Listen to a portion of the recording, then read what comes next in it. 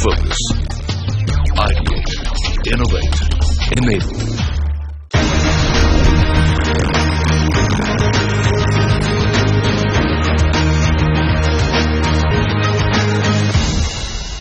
Welcome to The Winning Leap. I'm Devina Lasson. Now last week we showed you the importance of technology intervention for companies in India.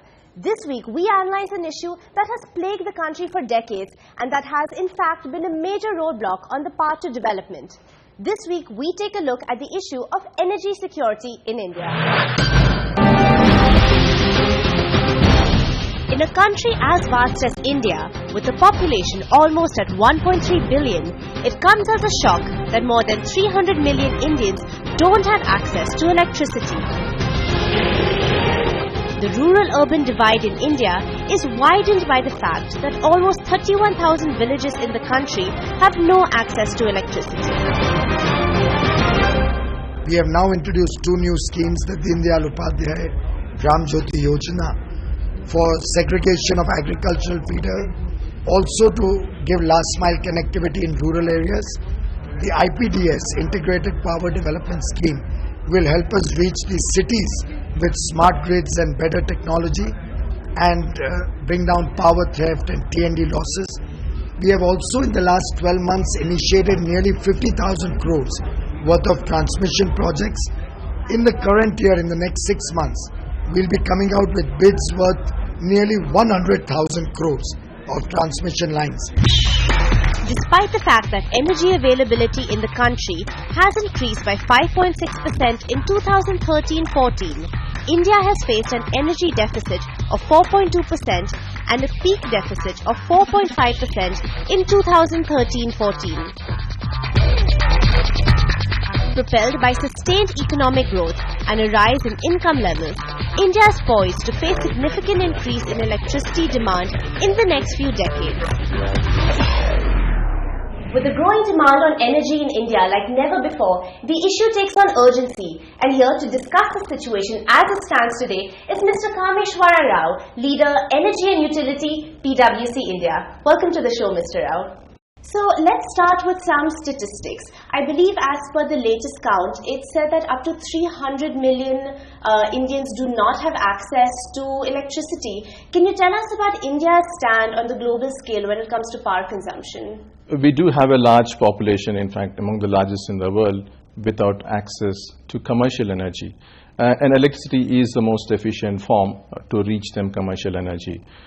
Even in terms of individual per capita use, we are way behind. We are at 1/4 of the global average. Most of our power requirements is after all dominated by coal generation. Now, can you talk to us a little bit about our dependence on coal resources? So coal used to be a very substantive part. It has actually come down in the recent years to about 60%. Still, 60% is a fairly large proportion to have dependence on. More important is the sourcing of this coal in itself. India and China together are among the largest of the coal producers. And on top of that, we import almost 45% together of the entire steam coal trade globally today. That's a very large proportion. What it means is if you're going to import anything more for future growth, it will simply push up prices. So not only we produce a lot of coal, but we also import a lot of that. And speaking again about coal, with everything we've heard in the news about coal gate, has that really affected the availability of coal for energy? Frankly, at the moment not. We have been fortunate to add a substantive amount of capacity in the recent years. So today the plant load factors actually stand at historic lows of almost late 60%. So there is ample capacity to ramp up very quickly should we need it or should we be able to afford it. And let's talk a little bit about the environmental impact of using these coal-based resources. Now, I believe India stands fourth behind China, the US, the EU in terms of global emission. Is this because of our dependence on coal?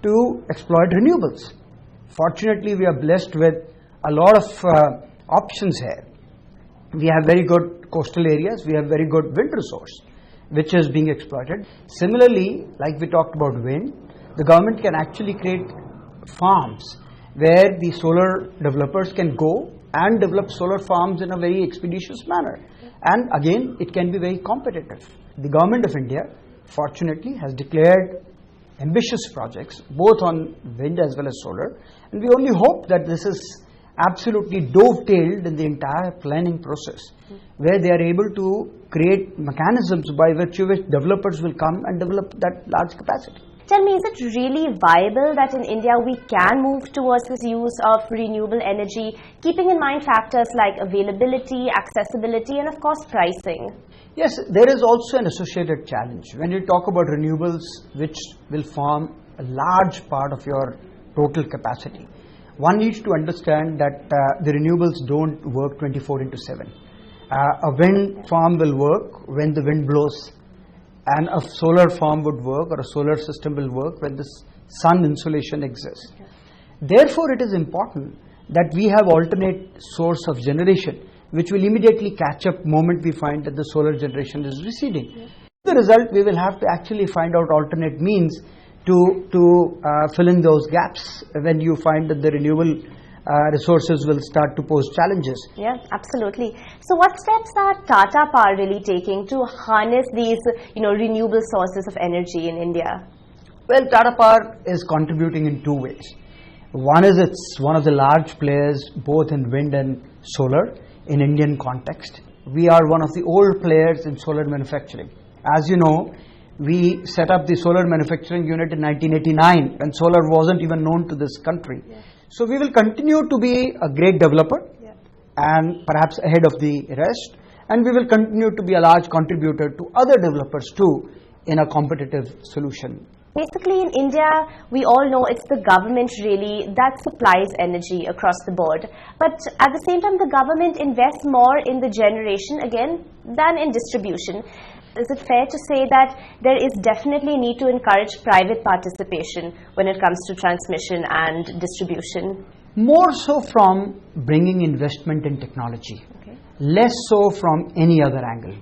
I would say there are states which have also exalted promise. They have done change management. There are states like Gujarat which did that from the context of infusing technology, which perhaps is the fastest way to reform. Yes, the private sector offers better promise than the state-owned enterprises. Right. Okay, so in summary and in conclusion, let's just talk a little bit about technology. What role really will technology play in this field of power distribution and transmission? Technology has a major role to play, and technology is in terms of hardware. Technology is also in terms of IT intervention. Today in Delhi, we have 80% of our revenue which is billed without any person going to consumer, without consumer ever seeing any person interfacing with them. Customer is very happy because he is able to see his consumption pattern on his own computers. He is able to actually do his own load management, which will actually reduce his bill, and therefore he likes that technology. We like that technology because we know customer cannot actually steal any more of power. We are able to service our bills very quickly. We are able to recover our money. That's what we want. Similarly, we have what we call as distribution management system and outage management system. There are auto changeovers which automatically change over to the other alternate circuits and therefore are able to maintain your supply 24/7. Customer therefore today, by virtue of that technology, is not knowing what is happening in the background. How are they able to get 24/7, whereas in the past they had several brownouts, several long load shedding hours. That's the change that the technology brings. Technology is a must. Technology must be integrated to provide that promise of 24/7. Absolutely. Well, on that note, thank you so much, Mr. Sardana, for being with us today. It's been a pleasure to have you on the show. You are most welcome. Thank you. Thank you. On that note, it's time for a short break, but don't go anywhere because there's much more on The Winning Leap when we return. Stay tuned.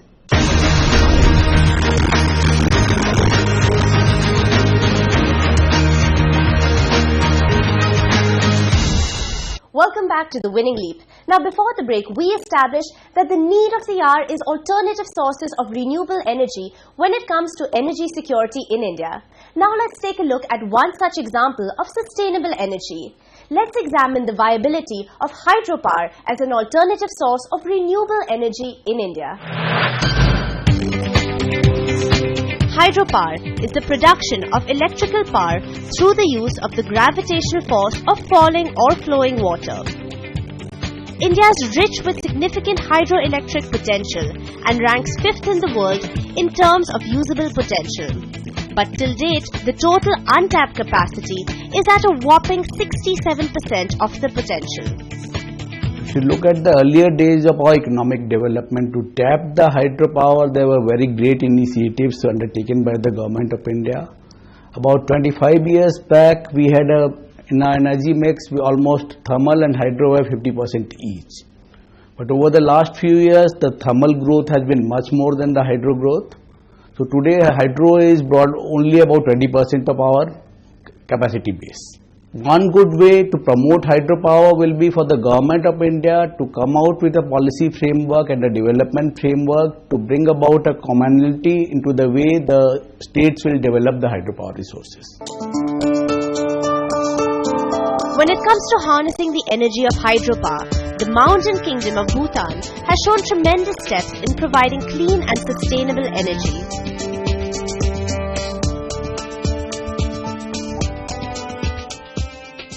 That was the first commercial hydropower project of Bhutan, where commercial financing they adopted and the electricity is sold to a utility in India through the trading framework. There is a private partner from an Indian company, the Tatas are a partner in that project, about 26% stake they own in that project. And that project has just gone into commissioning earlier this year. Our neighbors had already ventured into such policies and had failed at different times and in different areas, and I think the experience that PwC and others who worked on it brought from our neighbors to Bhutan and then tried to tailor make it to suit our things. I think this is probably one of the best achievements as far as the I think good use of ADB's funds. Building such a vast infrastructure of hydropower doesn't come without its own set of unique challenges. The conditions become quite restrictive in that, because we don't have a credit rating, because of the size of the economy of the country, the cost of financing becomes very high. Where financing in India, you probably could get from IFC around 9 to 10%. In Bhutan, it comes to 12 to 13%. It took working in conjunction with the government and building the infrastructure to overcome the challenges placed before the Bhutan hydropower project. All hydropower, that project was a challenging project. That project could be developed within a 5-year framework. Whereas we have seen examples in India, many examples are there where hydropower development has taken even up to 10 years. And there are projects which beyond 10 years are still not commissioned. So a very nice example of using the hydropower capacity in the vicinity of India to promote the trading framework and get the energy to India.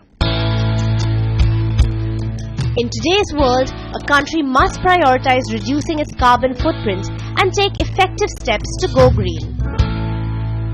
The whole world is realizing that if we don't try to preserve our environment and take too much of the resources out of the environment, one fine day we will find that you have nothing to live on. Constitution says that we need to keep 60% of the land cover under forests, which I think we are able to achieve very well, mainly because of the hydropower development. When you develop hydropower, you don't need to cut down your forest for firewood and for heating purposes. But what can India take away from Bhutan's best practices? One key aspect is bringing a more credible policy and development framework. Hydropower requires a lot of land to be developed, and taking care of the land acquisition and the R&R issues requires a lot of intervention or participation from the government, and that is where a lot of work needs to be done. The central government is right now in the process of formulating a policy and legal framework around this, and hopefully will make progress around this. Well, that's all we have for you this week on The Winning Leap. But do join us again next week as we examine the issue of participatory governance in India. Until then, from the entire team, many thanks for watching.